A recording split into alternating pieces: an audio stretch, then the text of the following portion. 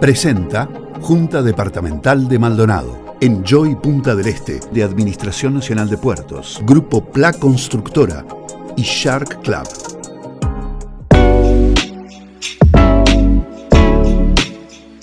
Explorar los temas más candentes y significativos que impactan a nuestra sociedad es mi objetivo principal, proporcionándote los hechos y análisis necesarios para que estés al tanto de lo que sucede a tu alrededor. Voy a acercarte la visión de mis invitados para ofrecerte la posibilidad de que crees tu propia opinión. Soy Laura Do Carmo y te invito a acompañarme a conocer a los personajes más destacados de nuestra región.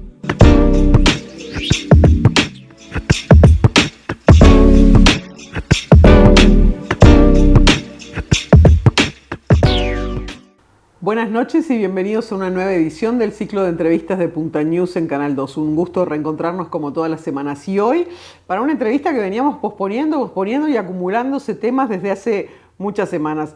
Es un gusto recibir al diputado Federico Casareto. ¿Cómo estás, Fede? ¿Qué tal, Laura? Un gusto de estar contigo. Meses hace que venimos. Se viene postergando. Y venimos sumando temas y venimos... Porque además, bueno, estás con una actividad súper intensa en el ámbito parlamentario. Sí, la verdad que sí.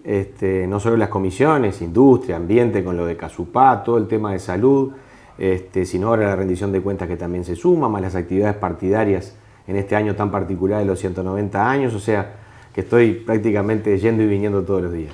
Sí, a todo esto paréntesis en la actividad particular, digamos, que seguías manteniendo en estos últimos días, dejaste Cardiomóvil después de 29 años. Es así, con dolor, pero verdaderamente no dan los tiempos. Es un trabajo que nunca me costó ir, lo disfrutaba, andar en la ambulancia permanentemente en los distintos puntos del departamento te daba también ese contacto particular que la gente te identifica por la actividad política, pero también por la actividad médica, así que acabo de cerrar... Aquellas guardias de todos los sábados en una época, claro, ¿te acordás de las de 24 horas? No había sábados, a veces no había fiestas, bueno, pero fue muy disfrutable.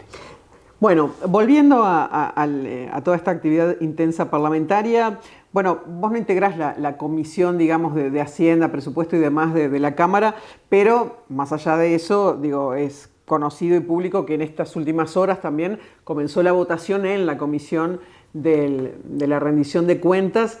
Y ahí cuando nosotros habíamos analizado la rendición, cuando el gobierno la presentó, veíamos que Maldonado, digamos, estaba poco contemplado. Sé que vos estuviste tratando de incluir o por lo menos hacer hincapié con algunas cosas puntuales. A ver, nosotros el año pasado votamos el presupuesto nacional, cosa que nos da la autoridad como para poder exigir cuando viene la rendición de cuentas de en qué se fue gastando esos recursos. Por lo tanto, en lo que hicimos hincapié fue fundamentalmente en uno de los proyectos que el gobierno lo puso como buque insignia, que fue la remodelación del Hospital de Maldonado. Tú recordarás que yo hice mucha insistencia en la campaña electoral que entendía que Maldonado tenía que tener un segundo hospital. Claro, porque vos eras de la línea que decía, no, un segundo hospital, sacarlo de la zona donde está Descentralizar. Maldonado Exacto. Ha crecido enormemente, tanto sea para el lado del balneario de Buenos Aires como para el lado de la Capuera, ni que hablar para el norte. Entonces, existiendo los recursos, que es lo más difícil, y existiendo la tierra, que también es difícil, yo creía que no había impedimento como para poder tener un segundo centro de primer nivel. Obviamente no ganamos el gobierno y el partido que hoy está al Frente Amplio en la conducción del gobierno nacional tiene todo el derecho de hacer lo que ellos entiendan respecto a esto y entendieron que había que remodelar el actual hospital. Y lo anunciaron con bombos y platillos, cosa que a mí también me alegró, porque se le dieron 20 millones de dólares de recursos para el Hospital de Maldonado, cuando, por ejemplo, para que la gente entienda, el Hospital del Cerro, que fue una obra cumbre, que se inauguró en el gobierno pasado, con el terreno incluido, costó 14 millones de dólares. Entonces, si acá tenemos una intendencia que aporta el terreno y tenemos 20 millones de dólares para el hospital, es una muy buena noticia. Ahora, ¿qué pasó? Llevamos el 25% del gobierno recorrido, la cuarta parte de este gobierno, y no ha aparecido ni siquiera el cartel. Entonces, en las reuniones de rendición de cuentas de la Comisión de Presupuesto y Hacienda, tanto al doctor Danza con todo su equipo de ACE como a la ministra Lustenberg, bueno, le pedimos explicaciones. Yo en abril le pregunté al doctor Danza en la Comisión de Salud por este mismo tema. Me dijo, tenemos el proyecto arquitectónico pronto.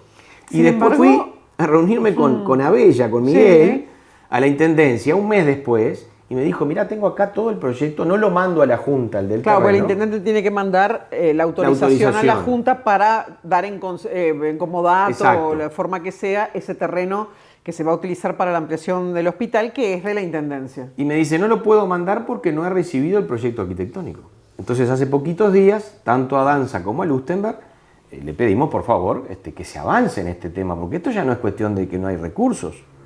O excepto que en este nuevo reordenamiento que está haciendo el ministro Odone, al cual le dijimos el año pasado que había tenido una perspectiva demasiado optimista de crecimiento, porque había previsto un 2,6% de crecimiento y crecimos un 1,8%, bueno, esté recortando y también le toque ese recorte a Maldonado. Yo espero que no. Sé que en estas horas van a haber contactos, ojalá sea buenas noticias, para que se concrete, por lo menos que empiece, aunque sea el cartel, que la gente sepa que lo que votamos en el Parlamento se está empezando a ejecutar, que empiecen los que aparezca el ladrillos, proyecto que formalmente, nos digan, que la Intendencia pueda mandar a la exacto, Junta la ¿en qué anuencia. consiste? Va a haber más bloques quirúrgicos, va a haber más pisos, va a haber más salas de internación. Queremos saber, creo que es un derecho para Maldonado, después de haber votado hace más de un año el presupuesto nacional, bueno, ¿qué es lo que se va a hacer con esos recursos? Hablando del tema de salud y el tema de danza, vos también has estado trabajando mucho lo que tiene que ver, o lo que se conoció en Maldonado a partir de la decisión de ACE de cesar a Curvelo como director técnico del Hemocentro. Y bueno, ya sabemos que ha habido ahí un proceso de una auditoría. Curvelo estuvo también en diputados y llevó documentación. Y ahora lo último que supimos fue la decisión de ACE de iniciarle sumario, una denuncia penal, que a todo esto las resoluciones quiero que sepan que las hemos pedido un montón de veces y no aparecen. No sé si a ustedes a nivel de diputados las han pedido, se las han dado o las han visto. Lo único que conocemos es el anuncio de denuncia penal, que todavía no se ha concretado, por lo que yo sé. Pero esto es un proceso... A ver, lo primero que quiero aclararte es que yo tengo algunas diferencias con Curvelo. No es un hombre de mi partido, fue de mi partido, después estuvo con Darío Pérez, después estuvo con el Inger en el Partido Colorado, o sea, no hay una vinculación política. Ahora, lo que está bien y lo que está mal. Y si había algo que en Maldonado estaba bien y reconocía a toda la gente, era el Hemocentro. Pero no nosotros solos. La propia ministra Lustenberg, hace menos de 2 años, que vino a esas cenas de recaudación para el Banco de Leche, dijo que era un ejemplo de gestión para todo el país. Pero es un Hemocentro que surgió en un gobierno del Frente Amplio, cuando era gobierno nacional y gobierno departamental. De 17 años de historia del Hemocentro, 12 fueron de administraciones Frente Amplistas. Entonces, lo primero que quiero decir, acá no hay una defensa política del señor Curvelo, el director Curvelo. Acá lo que hay es una defensa de un organismo que funcionaba bien y que hoy, a 2 y pico meses desde que se cesó Curvelo, funciona mal. Bueno, a eso quería ir, ¿no? Apartar un poco lo que es la gestión del director Curvelo y las decisiones de ACE sobre él, pero para ver qué ha pasado desde que cesaron a Curvelo en adelante. Porque, por ejemplo, hemos recibido cuestiones de que se han suspendido jornadas de donación del Hemobús, hemos recibido información de que determinados componentes o derivados que se procesaban en el Hemocentro y que se distribuían a otras partes del país, ahora en realidad en otros hospitales o centros de sangre se están, no sé, consiguiendo por otra vía, pero no es la vía del Hemocentro. Vos me corregirás con los términos técnicos. ¿Qué información tenés? Te lo resumo. A ver, primero que nada, Orsi había dicho que lo que funcionaba bien no se tocaba. Y cuando se hizo esta intervención respecto al director Curvelo, se dijo, bueno, esto es un cambio de conducción, pero no va a afectar el funcionamiento del Hemocentro. 2 meses y medio después, el Hemobús está saliendo la mitad de las veces, por lo tanto han descendido los donantes. La unidad de anaféresis, que es aquella especie de ambulancia que te sacaba sangre y te la volvía a poner para sacar determinados... La UMA está hace 2 meses guardado en un garage, con un equipamiento de $100.000 arriba, que puso la gente de Maldonado, no lo puso ACE. El Hemobús tampoco lo puso ACE, lo puso la gente poniendo los 5 o 10 pesitos en el supermercado, que todos nos acordamos, y obviamente los grandes eventos de recaudación de empresarios que fueron seducidos por un proyecto que era serio. Las clases que se daban en las escuelas eso de concientizar a los chiquilines de la importancia de la donación, también descendieron. Cuando tú y yo éramos chicos, tú más chica que yo, tenía que pasar algo extremo para que alguien fuese a donar sangre. Sí, ¿te acordás que se hacían permanentemente campañas? Bueno, la gente desesperada pidiendo eso, entre otras donantes. cosas, cambió porque las nuevas generaciones lo tienen incorporado, porque se los educó. Yo la primera vez que doné sangre, con 30 años de médico, fue porque mis hijos me obligaron a ir al colegio porque iba el hemobús. Entonces, eso ha generado una conciencia muy importante. Y otra cosa, por primera vez en 17 años, el Hospital de Maldonado gastó en los últimos 2 meses 611.000 pesos en inmunoglobulina, que es un derivado de la sangre. Hacía 17 años que en el Hospital de Maldonado no se gastaba un peso porque el Hemocentro, con el convenio que tenía con Argentina, proveía de todo esto. Entonces, todas las noticias son malas. De una cosa que funcionaba bien. ¿Que habría que cambiar las cabezas? Capaz que sí. ¿El gobierno tenía derecho a cambiar a quien lo condujera? Por supuesto que sí. Ahora, una cosa es cambiar al gestor y que no se toque el funcionamiento. Sí, otra cosa es cambiar la gestión o el modelo. Y fusilarlo. Fusilarlo. Porque acá salió un collar de denuncias. De contrataciones irregulares, de salida del hemobús fuera de la región, de maquilladora, de todo lo que sentimos. Del manejo de la Fundación Hemovida. Una serie de imputaciones. ¿Y en qué terminó todo? ¿En qué terminó esta denuncia penal que han anunciado que van a realizar? En que de 250.000 extracciones de sangre que se hicieron en los últimos 9 años, 250.000 de personas no se logró ubicar a 1.000. Ahora, no es que no se los logró ubicar y esa sangre, que era una sangre enferma, que tenía HIV o que tenía hepatitis o que tenía Chagas, anduvo circulando. No. Cuando el hemobús iba a Iguá o el hemobús iba a Fraile Muerto, habían avisos por todos lados. Hoy hay jornada de donación. En esa jornada de donación iba gente de todo tipo y color. Y ahí se le tomaba el teléfono, el documento. De 250.000 no se encontraron a 1.000. 0,4% de una organización que está además certificada. Ahora, ¿eso es para una denuncia penal? De todo lo que se dijo y de toda la sombra que se echó sobre este gestor del Hemocentro, ¿lo único que encontraron para decir fue eso? Entonces, yo creo que ahí, digamos, si uno lo mira, como vos lo planteás, ¿no? De 250.000 no se encontraron a 1.000 es una cosa.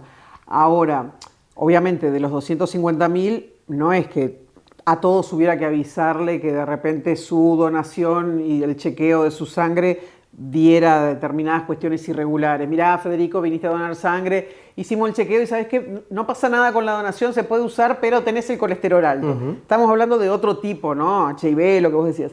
Acá lo que se habla es de que hubo una orden expresa, por eso yo decía que no quería entrar tanto a hilar fino sobre las cuestiones de Curvelo, pero que hubo una orden expresa porque se había generado un atraso, que Curvelo dio la orden expresa de no avisarles a esos 1.000 y pico, que no era que la sangre, solamente avisarles que la sangre no iba a servir para donársela a nadie, sino la enfermedad que tenían, ¿no? A ver, primera cosa, cuando son HIV positivos, hay un protocolo que es llamar 3 veces a la persona. Si la persona no contesta, se avisa a la Dirección Departamental de Salud y si no los ubica, la policía tiene que ubicar a la persona.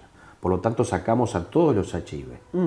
Y quedan las hepatitis, el Chagas, otras enfermedades. Durante 2 años se siguió ese protocolo y no se los ubicó. Por lo tanto, algunos se archivaron hasta que vuelvan a donar y obviamente aparece. Entonces, vuelvo a reiterar, todo aquello que parecía que era ilegalidad, delito en la gestión, terminó en un 0,4% de pacientes que no fueron ubicados. En Argentina estamos hablando del 10%, en Colombia del 15%, en México del 12%. Entonces, a esto me refiero cuando digo que me parece que una denuncia penal por un proceso, que a mí me pasa cuando voy a los domicilios arriba de la ambulancia, o iba porque no voy más, te decían Casa Blanca con rejas en la esquina tal. Y vos a veces llegás y no encontrás la Casa Blanca con rejas, porque la pintaron o porque sacaron las rejas, llamás por teléfono, a veces el teléfono no te contesta porque la persona lo cambió, porque alguien digitó mal el número. De 250.000, 1.000 no se ubicaron. No me parece que sea para una denuncia penal. Sí me parece que hay que hacer una investigación a fondo, pero tenemos un directorio de ACE que corre al titular.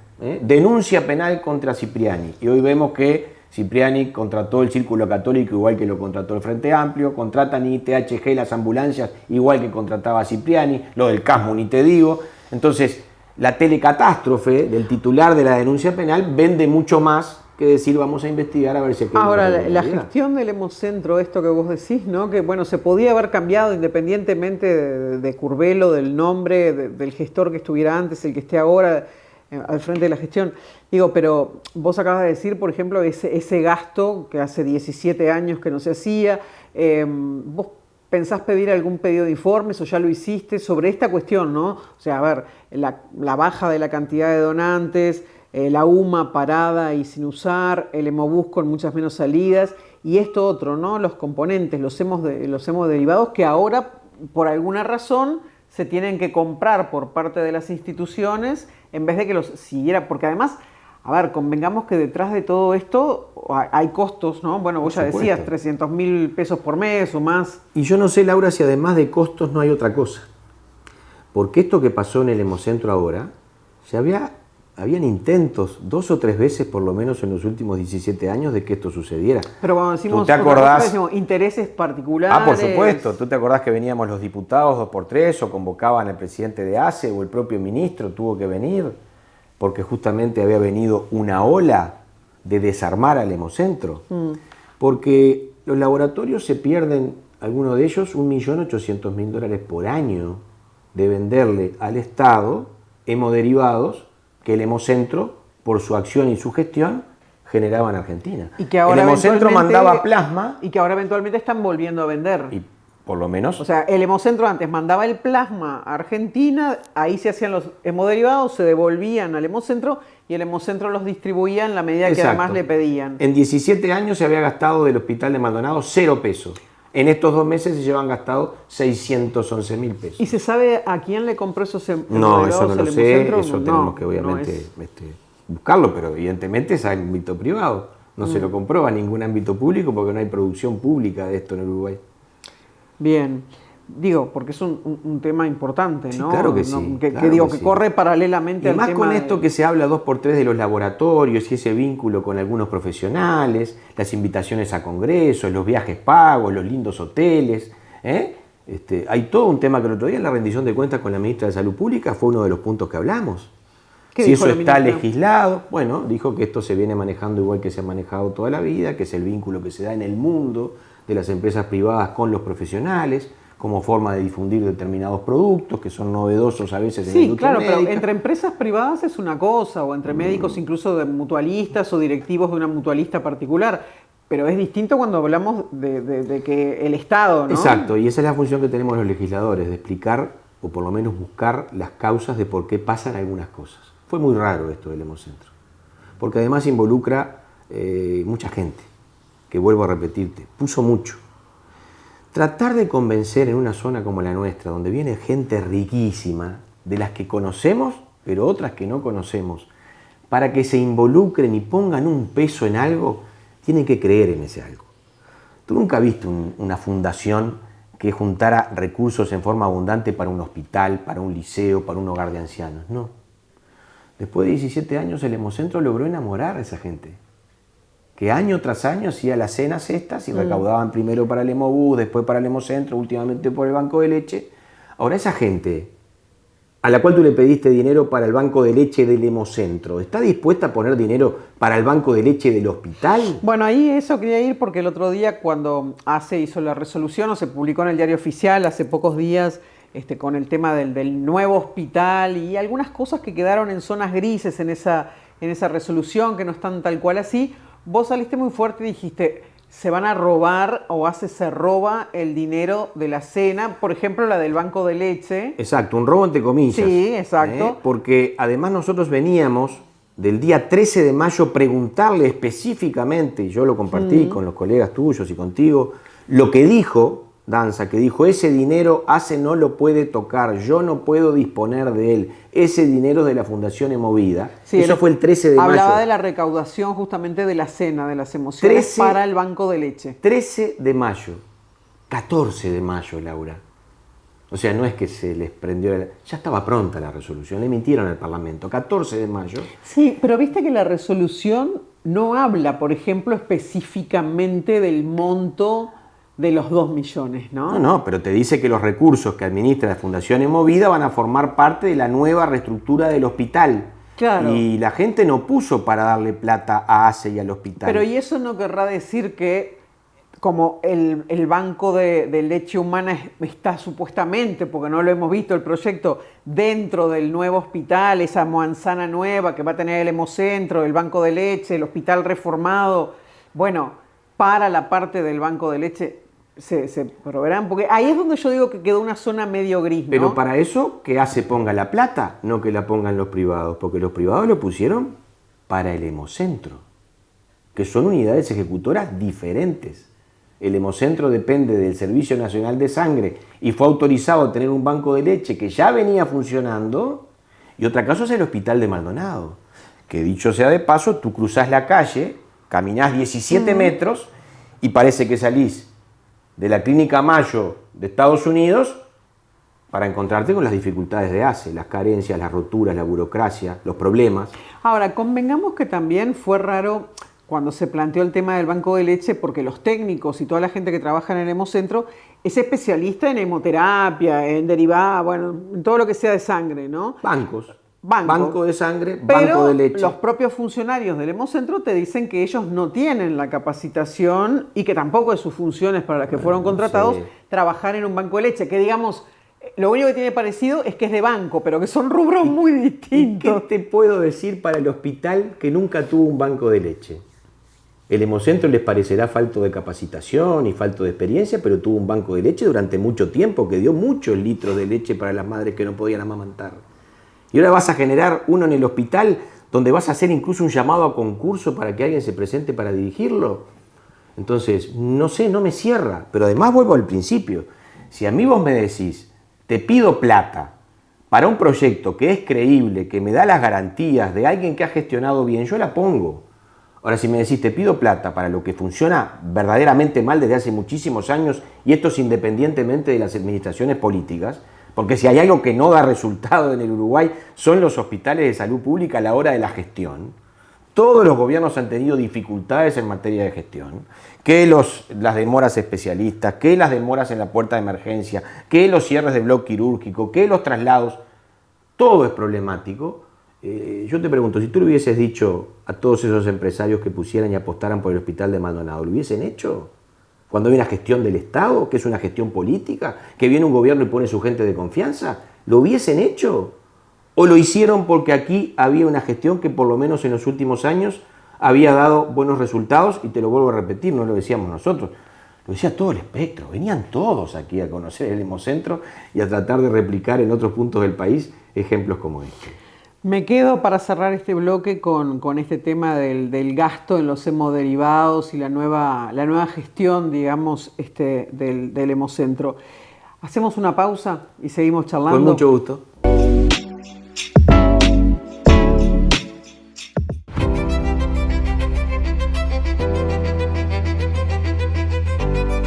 Cada grano de arena, desde Portezuelo a José Ignacio. Cada sentido que se despierta, cada rayo, cada gota, cada respiro, risa, sabores y miradas, cada silencio y cada nota hacen de cada momento un momento único y de un lugar. Un lugar único. Enjoy Punta del Este. Experiencias únicas en un único lugar.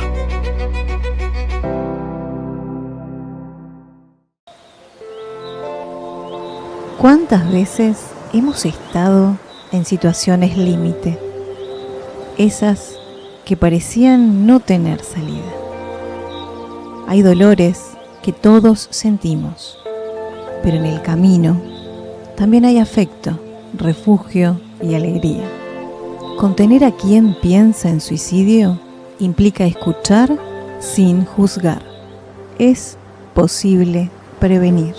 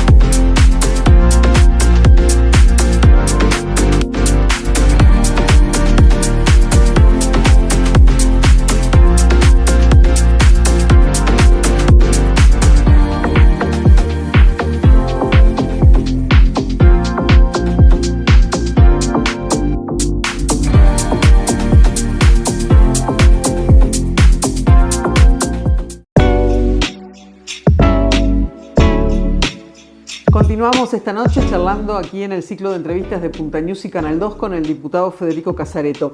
¿Cómo está tu relación con Miguel Abella? ¿Se reunieron más allá de que se ven en actividades y estos días además con las actividades de los 190 años del partido? Pero bueno, tuvieron un mano a mano. Vos en algún momento te habías mostrado un poco crítico con algunas cuestiones desde la intendencia, porque creo que vos apuntabas a las cuestiones institucionales, ¿no?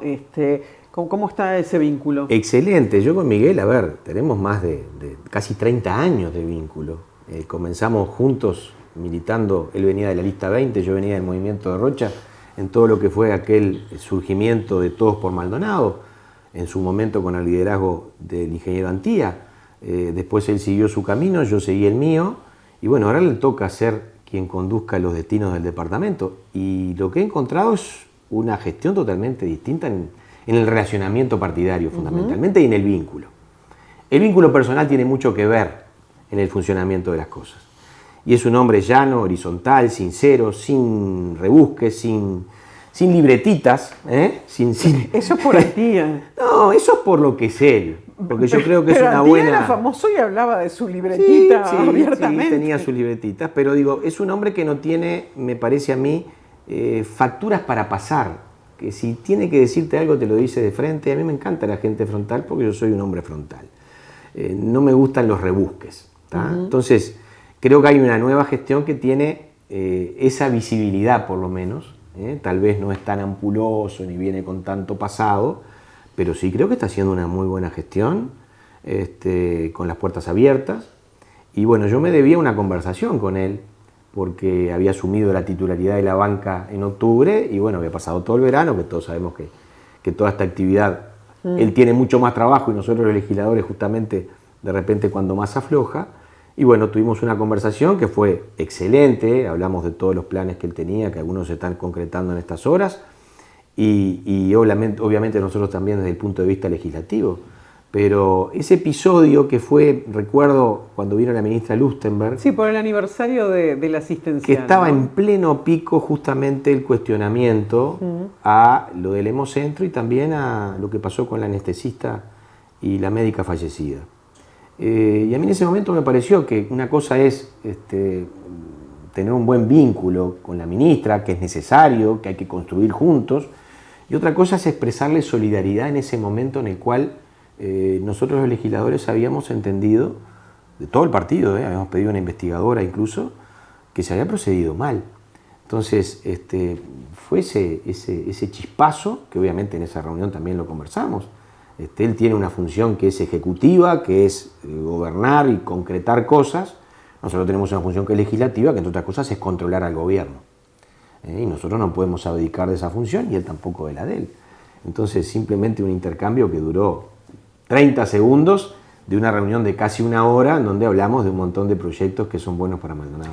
Esto que vos mencionabas de la conversación con Miguel en este punto, ¿no? Él es intendente y tiene determinadas funciones, nosotros somos legisladores y tenemos otras, que él también fue lo que dijo en esa instancia cuando le preguntaron, pero también se repitió ahora cuando el gobierno presentó la rendición de cuentas, el gobierno nacional, y incluso antes de que la coalición, como coalición en sí, hiciera público de que no iba a votar en general la rendición de cuentas, Hubo una reunión de los legisladores, de los intendentes, del Partido Nacional, antes de lo que fue después la conferencia incluso y el anuncio de la coalición. Y muchos intendentes en ese momento, yo me acuerdo que los contacté, les dije, bueno, ¿vos vas a ir a Montevideo? Me dice, no sé, porque quieren sacársela. Mira, te voy a decir lo que me dijo un intendente, y creo que también lo declararon públicamente. A ver, quieren sacarse la foto con nosotros, que nosotros aparezcamos en la foto. Dice, pero después, los medios de Montevideo, por ejemplo, a nosotros nunca nos llaman para hacer las entrevistas. Llaman obviamente a legisladores de muy alto perfil y que son... Entonces, después sale la foto conmigo sonriendo y arriba con el título de... No voy a dar los ejemplos, pero X legisladores, con unas cosas, y nosotros después tenemos que llevarnos bárbaro con el gobierno central, ir a pedir recursos, que la OPP, que los ministerios.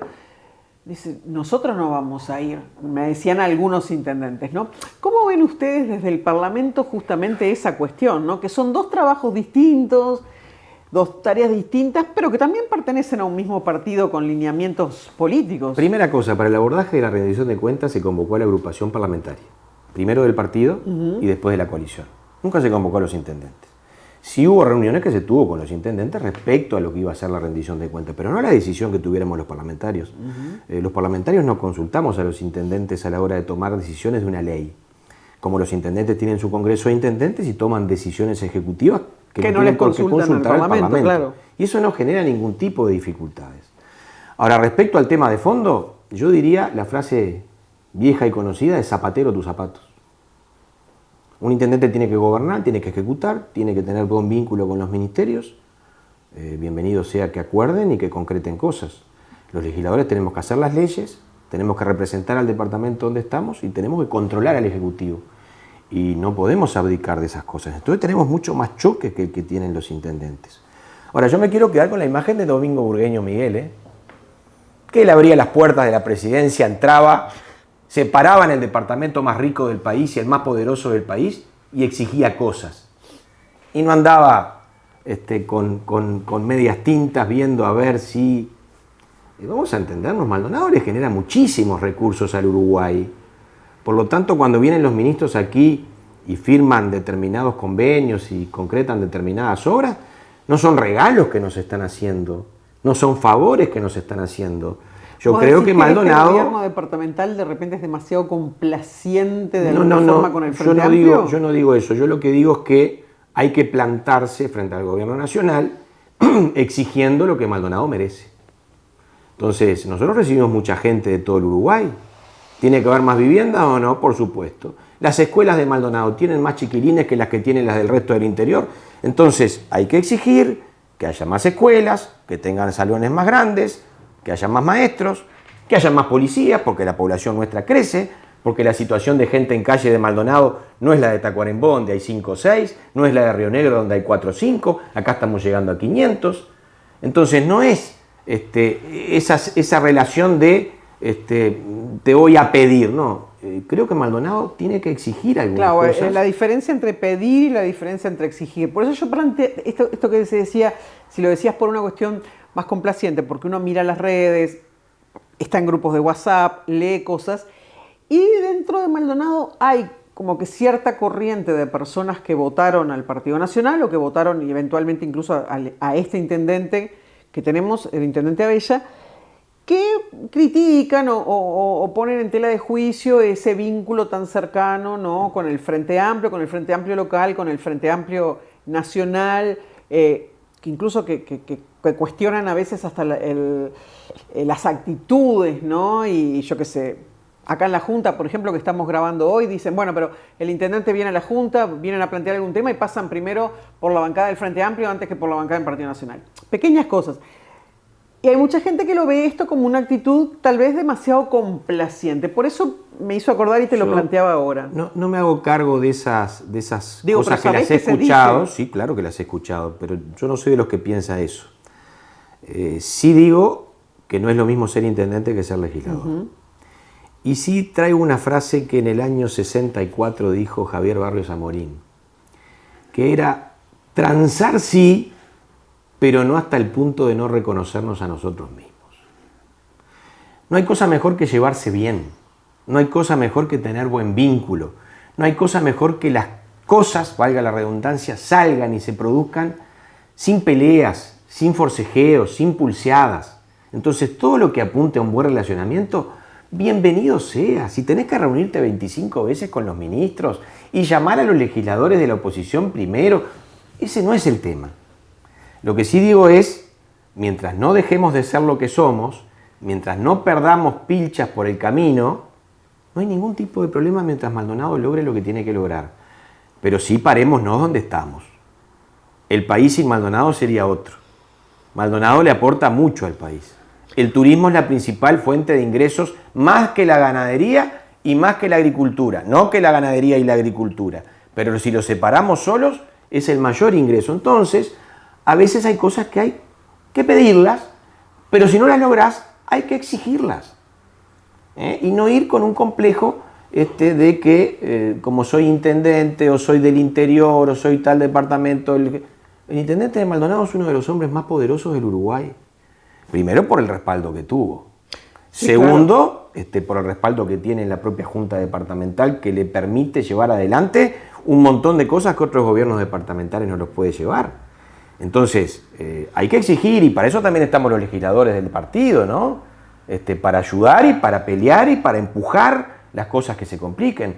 Así ha sido históricamente. A ver, con el propio Antía, con el cual no siempre coincidíamos, cuando había temas importantes, nos llamaba a todos. Y allá íbamos los diputados a representar al departamento y a golpear las puertas de los ministerios y a hacer planteos en el Parlamento porque a veces no alcanzaba el vínculo que tenía un intendente con un ministro o con el propio presidente de la República. Este presidente es muy particular porque fue intendente, tiene un muy buen vínculo, mucho más se cercano llevan bárbaro y generalmente los intendentes no precisan otra gestión más que la que hacen ellos directamente. Pero digo, me parece que Maldonado merece un montón de cosas del gobierno nacional, de infraestructura, de políticas, de recursos, que cuando no llegan hay que exigirlas. Quiero un paréntesis acá de los temas nacionales, que tengo otros para preguntarte, porque me interesa tu visión, pero mencionaste Antía. El Partido Nacional de Maldonado, el nacionalismo, los blancos de Maldonado, después de Antía. Saco de acá de la ecuación a Miguel Abella, ¿no? O sea, no estoy hablando de intendente ya. Pero digo, ¿qué rol Antía en este momento? Viste que hizo un anuncio unos días antes de cumplirse el año, unas semanas antes de que se cumpliera el primer año de los gobiernos departamentales, de que, bueno, que si la biología, digamos, como decía Tabaré Vázquez, se lo permite, y si su sector, digamos, afín, él se candidatearía de nuevo. Que vos dijiste que no estuviste muy afín con los tiempos. A ver, primero, creo que en la historia del departamento no hubo una figura tan importante como la del ingeniero Antía. Nadie fue 3 veces intendente. Ni siquiera Burgueño, que fue un intendente que lo recordamos todos. Por lo tanto, está fuera de discusión lo que ha significado el ingeniero Antía para el departamento de Maldonado. A menos de un año de haber sido electo el intendente, hablar de candidaturas, no sé, cada uno puede hablar de lo que quiere, pero a mí me parece que es adelantar los tiempos. Me parece que el partido primero tiene que devolverle a la gente, y digo el partido todo, porque ganamos esta intendencia todo el Partido Nacional. Sí, porque de hecho gobiernan en conjunto los sectores del Tenemos Partido que Nacional. devolverle a la gente las cosas que le prometimos. La política en los barrios, la política social. Entonces, cuando no se ha cumplido un año de gobierno, cuando se hicieron esas declaraciones, estar ya hablando de candidaturas me pareció que era a destiempo. Pero yo no soy quien para poder indicarle a ningún dirigente ni de mi partido ni de otros partidos cómo tienen que manejar sus declaraciones. Pero sí, cuando me preguntaron... partido, digamos, o Antía, o sea... A ver, en Maldonado no se caracteriza el partido por convocar muchas veces a la convención departamental, porque tampoco como que hay mucha cuestión. La departamental nacionalista, yo no sé si se reúne con regularidad o no, no tenemos conocimiento por lo menos, pero digo, ¿vos ves que haya un cambio o sí o no, digamos? Yo lo que noto es que hay una muy buena sintonía entre los principales referentes del partido.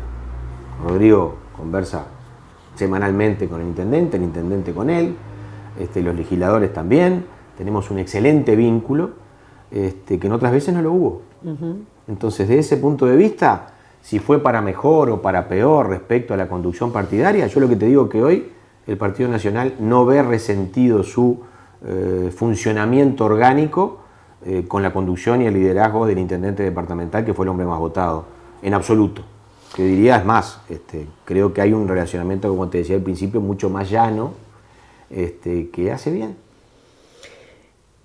Orsi visto además también desde Maldonado, ¿no? Porque viste que en algunos momentos, en esta conversación que hemos estado mezclando obviamente los temas departamentales con los temas nacionales, se ha dicho alguna vez, bueno, a Maldonado, por ejemplo, algo que se decía era, a Maldonado le ha ido mejor a veces con gobiernos nacionales del Frente Amplio que con gobiernos nacionales del Partido Nacional, a Maldonado como departamento a la hora de recursos y demás. Ahora estamos en una época de muy buena sintonía del gobierno departamental con lo nacional que estábamos hablando recién. Pero Orsi, exintendente, Orsi, hombre muy vinculado a Maldonado por familia, por trabajo, por los años que trabajó acá. ¿Cómo se ve desde Maldonado a este presidente que además registra desde hace, bueno, vos lo decías, un cuarto ya ha pasado del gobierno, niveles de desaprobación en cuanto a la gestión históricos en el país, ¿no? ¿Y cómo lo ves vos desde Maldonado y como diputado de Maldonado, que eso haya incidido para bien o para mal en el departamento? Primero sobre el relato ese de que con los gobiernos del Frente Amplio Maldonado estuvo mejor que con los gobiernos del Partido Nacional, es un relato que se ha pretendido instalar y que no se condice con la realidad. Yo recuerdo que en el gobierno de Lacalle Herrera, Maldonado, con ese vínculo que tenía con Domingo Burgueño Miguel, tuvo un despegue que hasta el día de hoy lo recordamos. Y ni que hablar el gobierno pasado con Luis Lacalle Pou. Pero dejando eso de lado, a ver, creo que el presidente Orsi, en primer lugar, es una buena persona. Yo no podría decir algo al contrario, lo conocíamos, yo era edil acá en esta junta departamental cuando él era docente o adscripto en uno de los liceos y teníamos algún vínculo. No creo que sea una persona malintencionada, creo que es un hombre de bien. Ahora, verdaderamente creo que le ha quedado grande el cargo. Yo lo dije en los primeros meses de gobierno, no da la talla, y mucha gente dijo, me acuerdo que fui a una FM que tú tenés mucho vínculo con ella. Nada, que trabajo todos los días de mañana. Todos los días de mañana. FM gente. Y hubo un periodista que me dijo, ¿no se le pasó un poco la raya? Que no era yo, ¿no? Porque generalmente yo le echo leña al fuego cuando me dicen esas cosas, claramente. Pero el tiempo fue demostrando de que para la opinión pública y fundamentalmente para los votantes que confiaron en él, ha sido así. Y yo creo que empezó desde el primer momento ya cuando, si hay algo que registra la gente, porque la gente todos los días no vive pensando en la política ni en lo que hacen los políticos, pero cuando llegan las campañas electorales, la gente electoral fija la atención, y ni te digo cuando faltan 30 días, la gente ya está embanderada con su partido, con su lista. Y si hay algo que la gente recuerda es el último debate. Sí, claro. Y cuando el presidente, hoy presidente Orsi, dijo, no vamos a aumentar los impuestos. Repito, no vamos a aumentar los impuestos. Y 4 meses después en el presupuesto no solo los aumentó, sino que además creó nuevos impuestos. Y además la oposición se lo señaló. Ahí empezó un descreimiento. Que de hecho esa frase del debate que vos marcás, para muchos fue la que lo hizo ganar la presidencia. Es así. Es que es así, fue lo que la gente para más otros recuerda. No, para otros Delgado la gente recuerda eso, solo, pero... recuerda que al otro día de ser gobierno iba a generar 2.000 policías y que nosotros le dijimos, pero ¿cómo va a ser presidente si usted no ha votado el presupuesto? ¿Cómo va a generar 2.000 cargos nuevos? O sea, demostraba un desconocimiento que venía de cuando se discutía la LUC, en aquel programa político en cual le preguntaba, dijo, bueno, la verdad, en contra, y el artículo tal, bueno, la verdad nunca leí la ley. O sea, eso que parece conversación de boliche, te digo una cosa, que cambio, está todo bien, me sorprendo, uy, pa. Ayer le hicieron un reportaje, o en estas últimas horas, no fue ayer, en estos últimos días, preguntándole sobre el terremoto en Colombia. Y contesta, tenemos que reunirnos en presidencia y evaluar. ¿Qué tenés que evaluar para solidarizarte con un pueblo que tuvo un terremoto y donde murió mucha gente? Entonces, ahora, ¿qué es? Porque mira, esto es una cuestión personal, digo, esto que voy a preguntar no parte de datos, sino que parte de una impresión mía, ¿no? ¿Fue un candidato, digamos, que en la campaña fue muy coacheado, muy cuidado? Porque en la campaña no tuvo tantas metidas de pata, digamos así, entre comillas, como las que ahora vemos, por lo menos en lo que es la comunicación para afuera, de Orsi presidente a ese Orsi candidato, ¿no? ¿Y qué fue? Estuvo muy coachado, muy cuidado, el discurso, todo, y después que llegó a la presidencia, o sea, ese equipo de campaña no lo siguió cuidando más. Yo creo que estaba preparado para ganar, pero no para gobernar. Y en segundo lugar, me parece que hay mucho de fuego amigo también. En ese internismo que tiene el Frente Amplio, que lo tienen todos los partidos, pero en este caso es descarnado, de Partido Comunista, MPP, Partido Comunista, en donde vos ves que la aprobación te viene descendiendo y descendiendo y descendiendo y descendiendo hasta sí, porque a ver, límites hay una históricos. cosa que no cambia. Todas las empresas, más allá de las diferencias de cómo miden incluso, pero desde el 1 de marzo que él asumió hasta ahora, todas las empresas que vienen haciendo el seguimiento coinciden en una cosa: a todas les baja. Pero además se rifó la luna de miel. El primer año de cualquier gobierno es la luna de miel, que es cuando la gente te tolera cosas, bueno, dale tiempo, recién está firmándose, le justificás todo a cualquier presidente. Y ya a los 3-4 meses tenía un índice de aprobación y de desaprobación histórico desde la vuelta a la democracia. Cuando vos tenés un equipo que no juega bien, mejor dicho, equipo que juega bien no lo tocas. Cuando el equipo no juega bien, que se da justamente la imagen por este resultado de desaprobaciones permanentes, ¿qué es lo que tenés que hacer? Hacer cambios. Ahora, la arquitectura del gobierno, de este ministerio de tal sector y este del otro, y si tocas a Civil es Partido Socialista, y si tocas a Lustenberg es el abrazo, y si tocas... Ese rompecabezas hace que si vos tocas uno, se compliquen las cosas.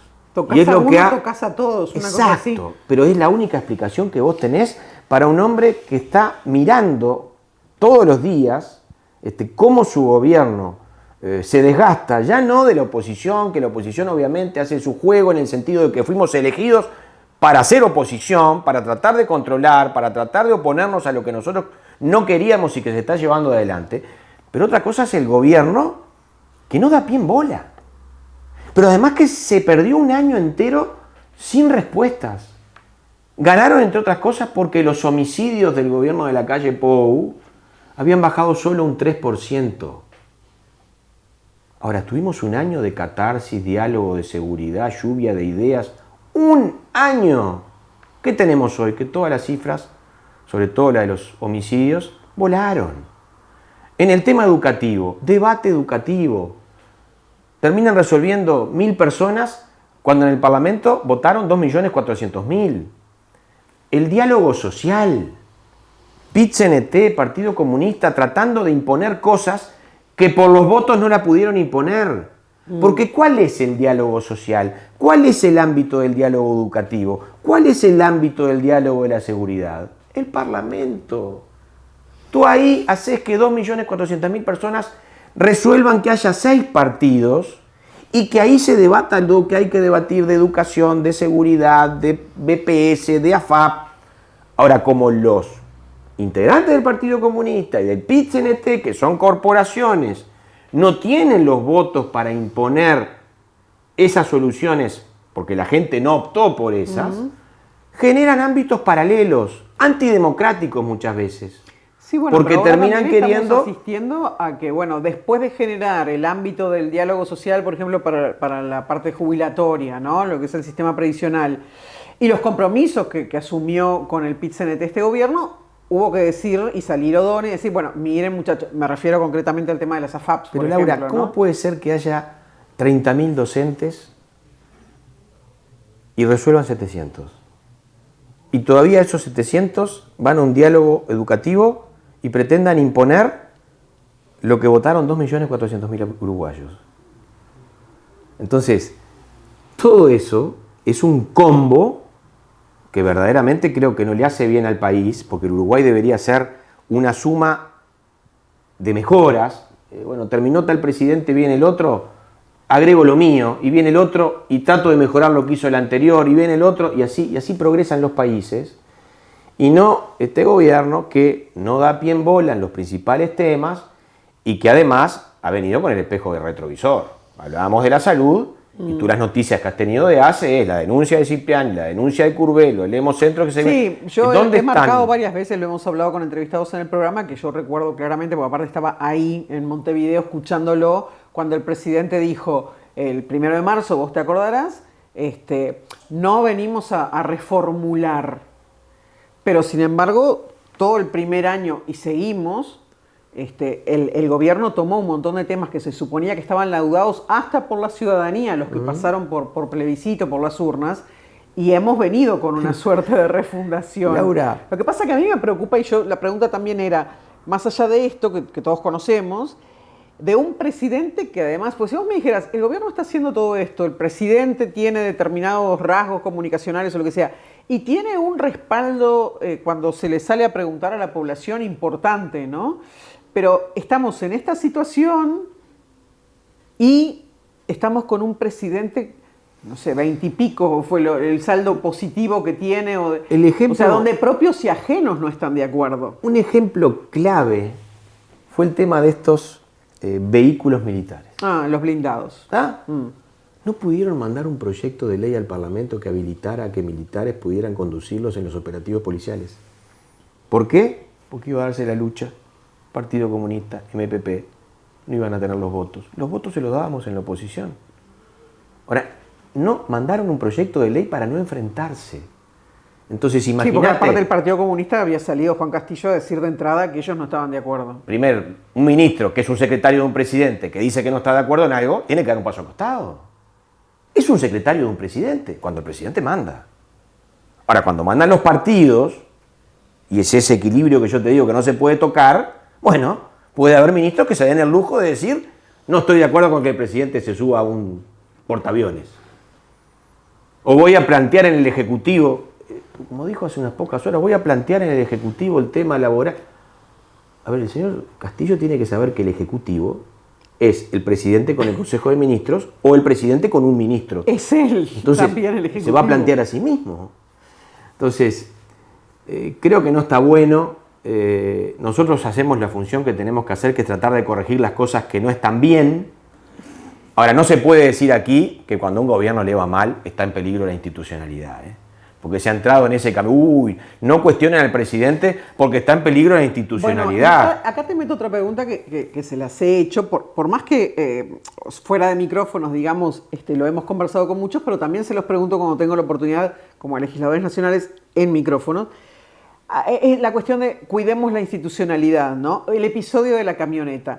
En un momento se corrió la voz de que había un acuerdo no tácito entre la oposición y el gobierno para bajar los decibeles, sobre todo la oposición, obviamente, en el tema de la camioneta. Después que se conoció la donación del vehículo, el carguán, el sorteo, que no ganó nadie, que yo que sé, que la rifa, que no era rifa, que era bono colaboración, que tiene una sutil diferencia, por otra parte, a nivel legal, ¿no?, de cómo se procesa, pero bueno, que terminó en manos de Orsi, que terminó en manos del negocio de la camioneta, que no sé quién, que estaba a nombre de fulano, de mengano, y de repente se dejó de hablar de la camioneta y de todo eso.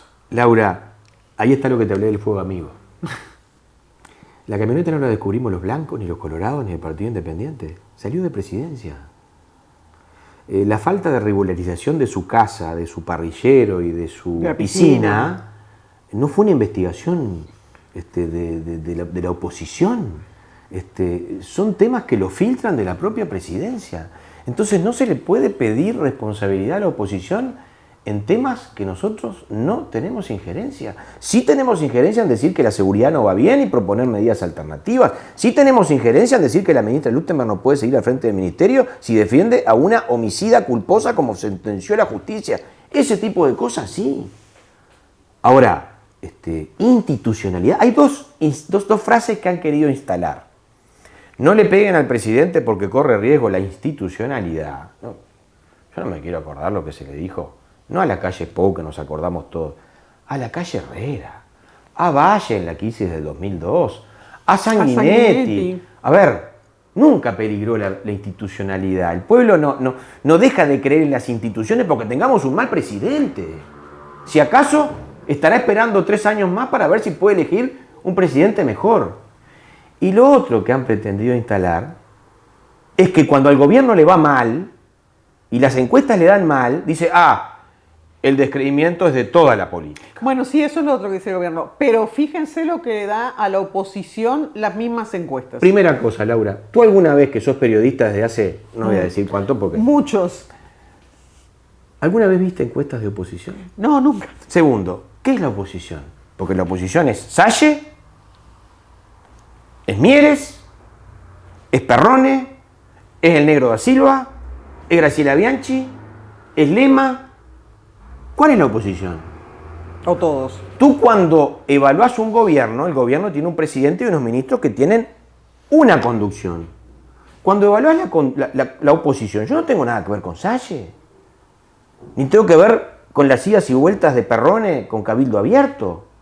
Y seguramente el Negro da Silva dirá que no tiene nada que ver con Bordaberry o con Ojeda en la forma que tienen de expresarse y de llevar adelante la oposición. Entonces, ¿tú cómo podés valorar la oposición? Porque yo de repente cuando me encuestan, la oposición, pienso en el senador da Silva, o no, o capaz que pienso en un tipo constructivo.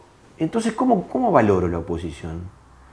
Entonces, hemos instalado esto para tratar de justificar que al gobierno le va mal, somos todos malos, y no somos todos malos. En el gobierno no son todos malos, y en la oposición mucho menos. ¿Quiénes no son malos en este gobierno? A ver, ¿quiénes están haciendo yo creo una que la buena gestión? ministra de Transporte y Obras Públicas, Lucía Echeverri, está haciendo una buena gestión. Creo que está haciendo una buena gestión. Es una mujer que atiende a todo el mundo, que tiene un buen vínculo, que recorre el país, que está planificando obras, que llevó al Parlamento una serie de obras que se están empezando a concretar. Seria. Creo que no está haciendo un mal papel. El ministro Maía es un hombre de diálogo. Podré estar de acuerdo o desacuerdo si hay que ir más a fondo en la política de cultura, en determinados temas educativos, pero me parece que no ha hecho un mal papel, ni que hablar el ministro de Turismo. Te estoy hablando carteras que de repente no son trascendentes en la hora de conducir una política importante. Ahora, tú mirás, cuando ves ese resultado que te da negativo o de descenso de la aprobación del gobierno. Frati, María Dolores, 32 millones de dólares para 16 tamberos. Y le están dando 31 millones de dólares a la minoridad por debajo de la situación de pobreza. Lustenberg, ni te digo, ya no es un tema político. Es un tema de si la gente cuando entra a un bloque quirúrgico, que es el momento más vulnerable que tiene una persona, que entra desnudo a que lo operen y le apagan la luz durante un rato y se la vuelvan a prender. Si la ministra no le da garantías a esa gente de que si pasa algo va a defender al paciente y no a una colega que actuó mal y que fue condenada por la justicia como homicida, bueno, ahí viene el desprestigio. Cuando vos mirás al ministro del Interior, que mucho viru y mucho diálogo y mucha...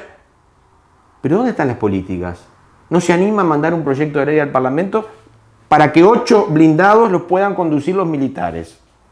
Cuando mirás la ministra de Defensa, cuya gestión durante un año lo único que ha sido es ver cómo trancamos la construcción de patrulleras oceánicas que nos iban a defender, entre otras cosas, del narcotráfico y del robo de pescado de peces en los límites de nuestro mar territorial. Otra cosa no se le conoce al Ministerio de Defensa. Cuando mirás al ministro de Relaciones Exteriores, con todos sus viajes injustificados, todos a Roma, que hoy se habla que está gestionándose un cargo en la FAO, pero que además hace un año tiene oculto, no a la oposición, al propio gobierno que está conversando con Estados Unidos a ver si traemos deportados de Estados Unidos o no. Y se descubrió ahora, dice que hace un año que está conversando. Y si seguís así en los distintos ministerios, te vas a dar cuenta que ahí está. Es como el carnet de clase. Si vos te va mal en historia, te va mal en geografía, te va mal en derecho, te va mal en biología, ¿y cuál va a ser la nota final? Y la nota final es que sos un mal alumno. Tenés que rendir más. Está bien. Y entonces, para terminar la entrevista, yo te preguntaría lo que le preguntaría a un padre, aparte de decirle unas cuantas cosas al hijo que traiga el carnet, de ese estilo, ¿qué es lo que preguntamos los padres? Bueno, ¿y qué pensás hacer? ¿Y esto cómo sigue para adelante? Bueno, ¿y esto cómo sigue? Yo creo que sigue con cambios. Capaz que no los quiere hacer ahora por la rendición de cuentas, pero yo estoy convencido, porque alguien se lo tiene que decir, se lo deben de estar diciendo. El problema... en este momento vos pensás que estamos en una situación en la que el gobierno necesariamente tiene que cambiar a algunos ministros. Necesita oxígeno. Hay ministros que ya no pueden aparecer más.